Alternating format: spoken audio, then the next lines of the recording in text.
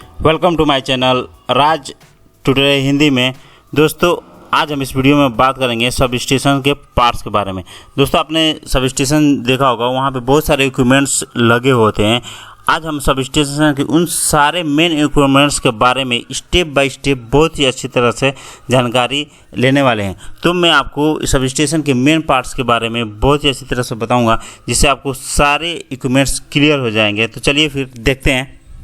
तो सबसे पहले हम सब स्टेशन के बारे में थोड़ा बेसिक जानकारी ले लेते हैं। सब स्टेशन में जो पावर सिस्टम होता है, वो power system power generation, transmission और डिस्ट्रीब्यूशन सिस्टम का एक एलिमेंट है, मतलब घटक है, जिसको कॉन्स्टिट्यूएंट भी कहते हैं।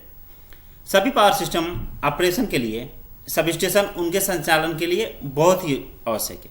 मतलब कि कोर्स ऑफ एक्शन के लिए सब स्टेशन होना बहुत ही जरूरी है। सब स्टेशन इलेक्ट्रिकल इक्विपमेंट की मंडली है, मतलब कि सब स्टेशन में बहुत सारे इलेक्ट्रिकल इक्विपमेंट होते हैं, जिसके माध्यम से कंज्यूमर्स को इलेक्ट्रिकल पावर की सप्लाई जनरेटिंग स्टेशन से मिलती है। मतलब कि कंज्यूमर्स को जो इलेक्ट्रिकल पावर की सप्लाई है वो जनरेटिंग स्टेशन से मिलती है।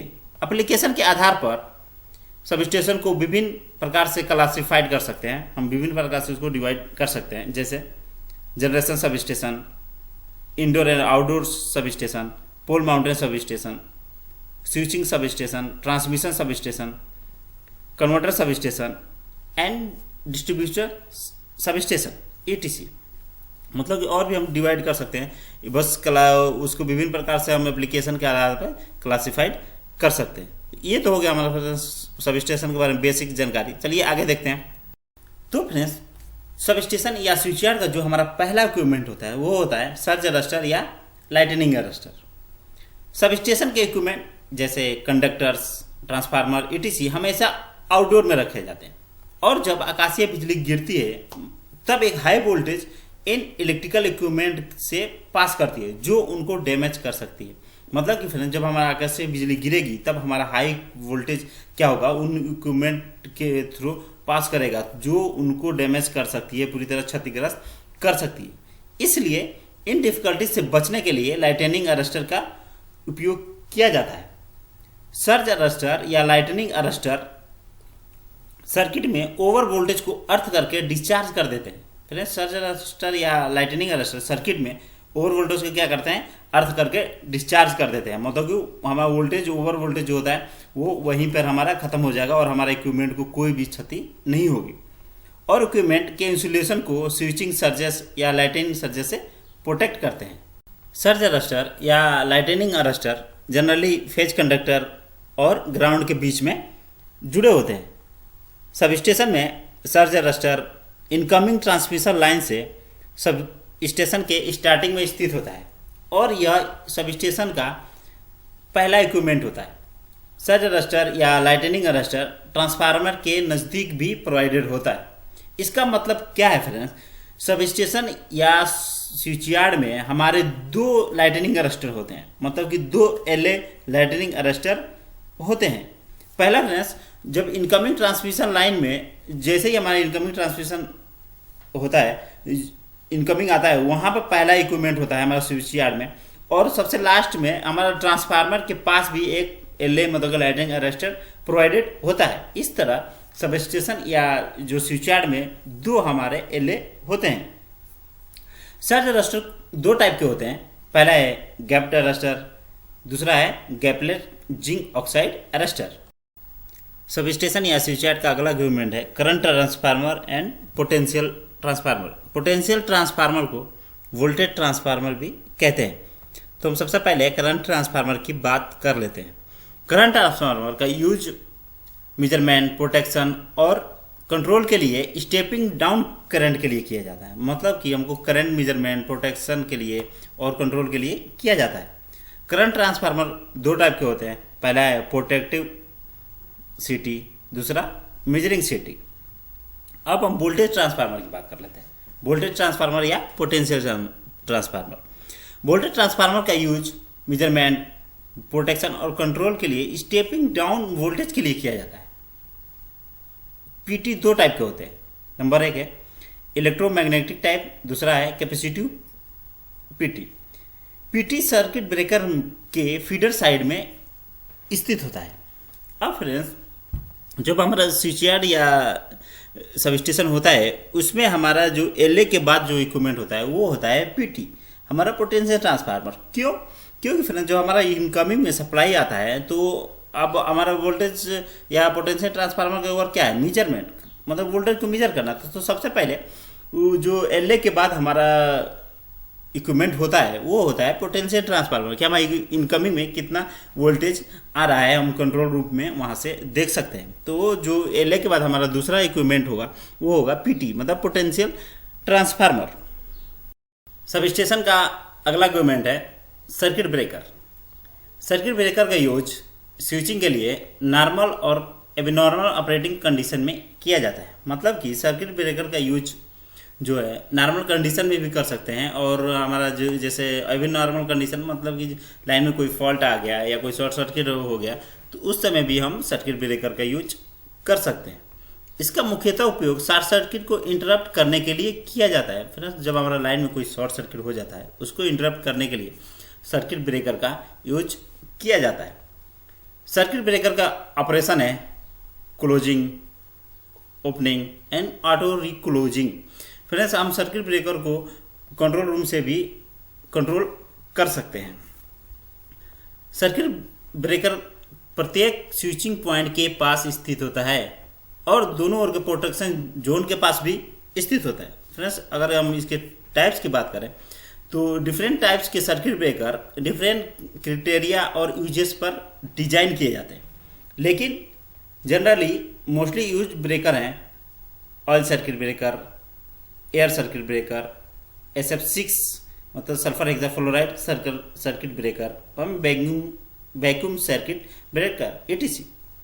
फ्रेंड्स, मैं जिस स्विचयार्ड में जॉब करता था उसमें SF6 सर्किट ब्रेकर यूज होता था। फ्रेंड्स, वो स्विचयार्ड 132 kV बाई 11 kV का था, उसमें SF6 सर्किट ब्रेकर यूज होता था। उसको हम कंट्रोल रूम से भी क्या कर सकते, कंट्रोल कर सकते थे। ये हमारा जो सल्फर हेक्साफ्लोराइड सर्किट ब्रेकर। तो फ्रेंड्स, अलग अलग जो हमारा क्राइटेरिया होता है और यूजेस पे क्या होता है कि हमारा जो सर्किट ब्रेकर होता है उसी पर डिजाइन किया जाता है कि इस स्विचयार्ड या इस स्टेशन में इस टाइप का हमारा सर्किट ब्रेकर यूज होगा। सब स्टेशन या स्विचयार्ड का अगला इक्विपमेंट है आइसोलेटर। जैसे कि फ्रेंड्स नाम से ही पता चल रहा है, आइसोलेटर मतलब कि आइसोलेट करना, अलग करना। आइसोलेटर का यूज लाइव पार्ट्स को आइसोलेट करने के लिए किया जाता है, मतलब कि लाइव पार्ट्स को अलग करने के लिए किया जाता है। जब सब स्टेशन में मेंटेनेंस करना होता है तब आइसोलेटर की हेल्प से लाइव पार्ट्स को मतलब फेज को आइसोलेट करके मेंटेनेंस कर सकते हैं। फिर आइसोलेटर का यूज कर सकते हैं हम, और क्या कर सकते हैं कि लाइव पार्ट्स को अलग कर देंगे, फेज हमारा डिस्कनेक्ट कर देंगे तीनों फेज। उसके बाद हम जो भी सब स्टेशन या स्विचयार्ड में हमको मेंटेनेंस करना है हम कर सकते हैं आइसोलेटर की हेल्प से। आइसोलेटर सर्किट ब्रेकर के दोनों तरफ स्थित होता है, मतलब कि सर्किट ब्रेकर के पास में हमारा आइसोलेटर स्थित होता है। आइसोलेटर को नो लोड पे ऑपरेट किया जाता है। फ्रेंड्स, ये समझने वाली बात है कि जो हमारा आइसोलेटर होता है वो केवल हम नो लोड पे ही ऑपरेट कर सकते हैं, क्योंकि अगर हम लोड पे ऑपरेट करेंगे तो उस समय हमारा बहुत चिंगारी निकलेगा और उस समय बहुत डेंजरस हो सकता है कि मतलब कोई चीज़ आप लोड पर ऑपरेट करोगे, आइसोलेट अलग चीज़ के, तो स्पार्क ज़्यादा होगा, उससे ज़्यादा मतलब कि आग भी लग सकता है, फ्लेमिंग हो सकता है। तो इसलिए हमारा जो आइसोलेटर होता है वो नो लोड पे ऑपरेट किया जा सकता है। करंट ब्रेकिंग या करंट मेकिंग के लिए आइसोलेटर को कोई भी रेटिंग नहीं होती, मतलब कि आइसोलेटर के रेटिंग कोई भी नहीं होता है कि फ्रेंड्स इसको बस डिस्कनेक्ट करने के लिए यूज किया जाता है। हमारा जो आइसोलेटर होता है वो आइसोलेटर का यूज डिस्कनेक्ट करने के लिए किया जाता है। अब फ्रेंड्स एक चीज़ है कि आइसोलेटर जो होता है वो सर्किट ब्रेकर के साथ इंटरलॉक होते हैं। अब फ्रेंड्स ये समझने वाली बात है, ये सर्किट ब्रेकर जो जैसे मान के चले हमारे स्विचयार्ड में SF6 सर्किट ब्रेकर लगा हुआ है उसके साथ ये इंटरलॉक होगा। मतलब कि फ्रेंड्स अगर हमारा सर्किट ब्रेकर ऑन है, मतलब SF6 सर्किट ब्रेकर मान के चलिए हमारा ऑन है, उस समय हमारा आइसोलेटर को हम क्या कर सकते हैं, ऑन नहीं कर सकते, मतलब हम डिस्कनेक्ट नहीं कर सकते जब तक हमारा सर्किट ब्रेकर को हम बंद नहीं करेंगे तब तक नहीं। ये फ्रेंड्स देखिए आइसोलेटर जो होता है वो सर्किट ब्रेकर के साथ इंटरलॉक होता है। अगर आप करने की भी कोशिश करेंगे तो ये इंटरलॉकिंग सिस्टम है, आप नहीं होगा उस समय। और फिर से आइसोलेटर को हम क्या कर सकते हैं कि मैनुअल भी क्या कर सकते हैं, लाइव पार्ट्स को अलग कर सकते हैं, और रिमोटली मतलब कि कंट्रोल रूम से भी अगर हमारा सप्लाई है उस समय हम क्या करेंगे कि सप्लाई है उस समय भी हम कंट्रोल रूम से आइसोलेटर को आइसोलेट कर देते हैं, फेज को आइसोलेट कर सकते हैं। अगर हमारा मान के चलिए कि सप्लाई नहीं है उस टाइम, हमारा उस समय मैनुअल भी कर सकते हैं हैंडल के सहारे, वहाँ पे सब स्टेशन या स्विच यार्ड में आप जाके कर सकते हैं आइसोलेट फेज को। उसके बाद हमारा जो भी मेंटेनेंस करना है हम अपना सब स्टेशन में है तो उस समय हम मेंटेनेंस कर सकते हैं। तो फ्रेंड्स, तो ये तो हो गया आइसोलेटर। अब हम इसके टाइप्स की बात कर लेते हैं। टाइप्स में पहला है कंट्रोल रोटेटिंग हॉरिजॉन्टल स्विंग, दूसरा है सेंटर ब्रेक, तीसरा है वर्टिकल स्विंग, एंड चौथा है पेंटाग्राफ टाइप। मतलब कि ये 4 टाइप के हमारे आइसोलेटर क्या होते हैं कि सब स्टेशन या स्विच यार्ड में यूज होते हैं। स्विच यार्ड का अगला इक्विपमेंट है अर्थ स्विच। अर्थ स्विच का यूज सर्किट में वोल्टेज को अर्थ करके डिस्चार्ज करने के लिए किया जाता है। अर्थ स्विच आइसोलेटर के फ्रेम पर माउंटेड होते हैं। अर्थ स्विच प्रत्येक इनकमर ट्रांसमिशन लाइन और हर एक बस बार सेक्शन के साइड में स्थित होता है। अर्थ स्विच आइसोलेटर के साथ में इंटरलॉक होते हैं। मतलब कि फ्रेंड्स, जब आइसोलेटर जब हमारा होता है तो आइसोलेटर का यूज कब किया जाता है फ्रेंड्स? सर्किट को ब्रेक करने के लिए, मतलब डिस्कनेक्ट करने के लिए हम आइसोलेटर का यूज कर सकते हैं। अगर हम सर्किट को उसमें जब तक सर्किट ब्रेक नहीं हुआ है, मतलब डिस्कनेक्ट नहीं हुआ है, तब तक हम अर्थ स्विच का यूज नहीं कर सकते हैं। जब तक हम सर्किट को ब्रेक कर देंगे, जब हम सर्किट को डिस्कनेक्ट कर देंगे, उस समय हम अर्थ स्विच का यूज कर सकते हैं। तो इसलिए हम कह सकते हैं कि जो अर्थ स्विच होता है वो आइसोलेटर के साथ में इंटरलॉक होता है। अब हम स्विच यार्ड में यूज होने वाले बस बार की बात कर लेते हैं। बहुत से इनकमिंग और आउटगोइंग सर्किट बस बार से कनेक्टेड रहते हैं। बस बार इनकमिंग सर्किट से पावर को रिसीव करते हैं और आउटगोइंग सर्किट को पावर डिलीवर कर देते हैं। बस बार को इस तरह क्लासिफाइड कर सकते हैं। सिंगल बस, डबल बस एंड रिंग बस में हम क्या कर सकते हैं, बस बार को क्लासिफाइड कर सकते हैं।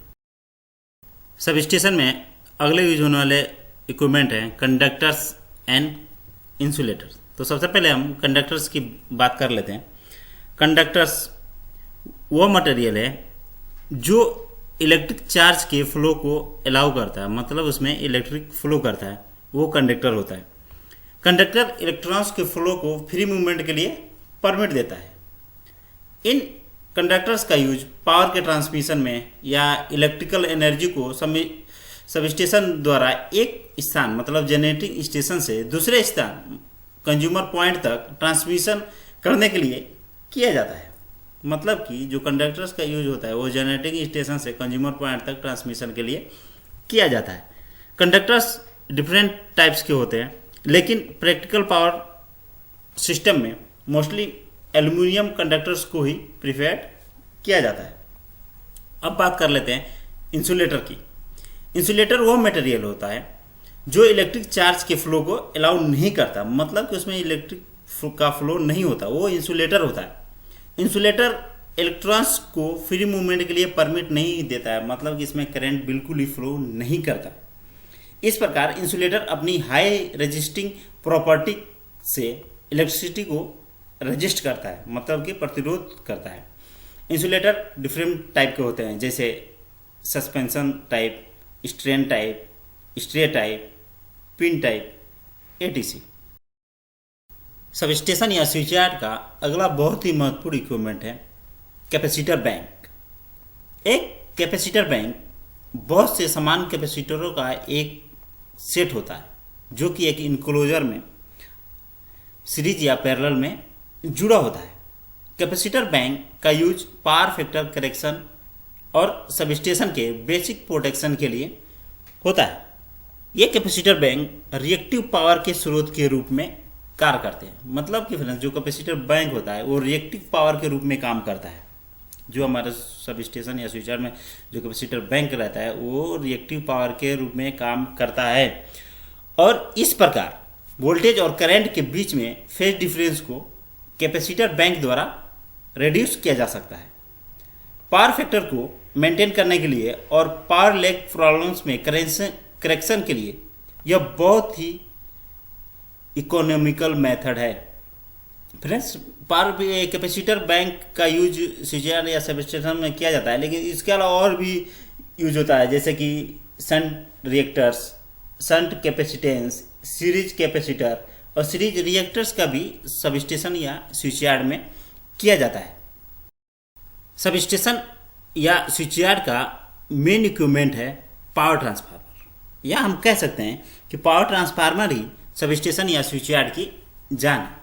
पावर ट्रांसफार्मर एक इलेक्ट्रिकल स्टैटिक डिवाइस है जो एनर्जी को एक सर्किट से दूसरे सर्किट में इलेक्ट्रोमैग्नेटिक इंडक्शन द्वारा ट्रांसफर करता है। इलेक्ट्रोमैग्नेटिक इंडक्शन को म्यूचुअल इंडक्शन भी कहते हैं। यह पावर को एक सर्किट से दूसरे सर्किट में बिना फ्रीक्वेंसी चेंज किए ट्रांसफॉर्म करता है, लेकिन वोल्टेज लेवल डिफरेंट हो सकता है। इसका मतलब फ्रेंड्स, हमारा पावर ट्रांसफार्मर का वर्क क्या है कि यह वोल्टेज को स्टेप अप या स्टेप डाउन करता है, लेकिन उस समय हमारा फ्रीक्वेंसी चेंज बिल्कुल नहीं होता। मतलब कि बिना फ्रीक्वेंसी चेंज किए यह पावर को एक सर्किट से दूसरे सर्किट में ट्रांसफॉर्म करता है। और फ्रेंड्स, हम लास्ट में metering, control and release panel की बात कर लेते हैं। मतलब कि हम कंट्रोल रूम की बात करते हैं। एक एयर कंडीशन बिल्डिंग में वेरियस मेजरिंग इंस्ट्रूमेंट, मतलब कि अलग अलग टाइप के measuring instrument, control instruments and protective release रखे जाते हैं। कंट्रोल केबल स्विचयार्ड इक्विपमेंट और इन पैनल्स के बीच में होते हैं। रिलेज का यूज सर्किट को मैनुअल या ऑटोमेटिक ऑपरेशन द्वारा डिस्कनेक्ट करने के लिए किया जाता है। रिले में कॉइल होता है जो कि एक्साइटेड या इनर्जाइज होता है, और इस प्रकार रिले के कॉन्टैक्ट क्लोज होने पर सर्किट को कनेक्शन मतलब कि बनाते हैं या ब्रेक करते हैं। रिलेज निम्न प्रकार के हो सकते हैं। हमारे जो रिलेज यूज होते हैं वो डिफरेंट टाइप के हो सकते हैं, जैसे over current relay, definite time over current relay, voltage relay, auxiliary relay, reclosing relay, solid state relay, directional release, micro controller relay, inverse time over current relay, etc। मतलब बहुत टाइप के release हमारे control room में use होते हैं, और बहुत सारे के मेजरिंग इंस्ट्रूमेंट भी हमारे कंट्रोल रूम में होते हैं, जो कि एक एयर कंडीशन कंट्रोल रूम होता है। दोस्तों, अगर आपको ये मेरा वीडियो पसंद आया हो तो प्लीज़ इस वीडियो को लाइक करिए और हमारे चैनल राज ट्यूटोरियल हिंदी को सब्सक्राइब करना मत भूलिए, क्योंकि मैं आपके लिए ऐसे ही इलेक्ट्रिकल से जुड़े हुए वीडियो लेके आता रहता हूँ। और आप कोई क्वेश्चन करना चाहते हैं या आपको सवाल है तो हमारे नीचे जाके कमेंट बॉक्स में कमेंट जरूर करिएगा। धन्यवाद।